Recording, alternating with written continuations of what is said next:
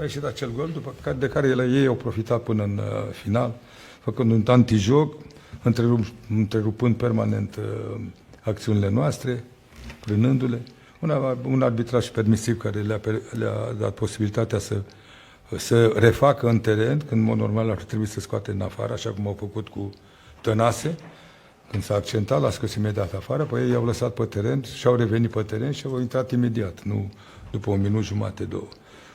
Plus cele două greșeli, care, o să ziceați că am ceva cu arbitraje, este inadmisibil să nu dai penalti. Amândouă, la prima, atunci când mingea a căzut pe mâna fundașului, și al doilea când a ridicat mâna sus la centrala lui Hagi. Toate parcă au fost împotriva jocului. Sunt mulțumit de faptul că ne-am dominat categoric adversarul, ceea ce ne lipsea în ultimul timp nouă. Eram mai mult dominați.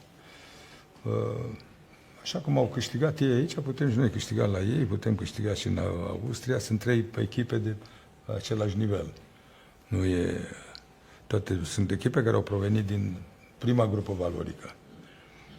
Dacă, sigur, și lipsa unor jucători importanți în echipa asta, și asta a contat destul de mult, dar nu avem ce face.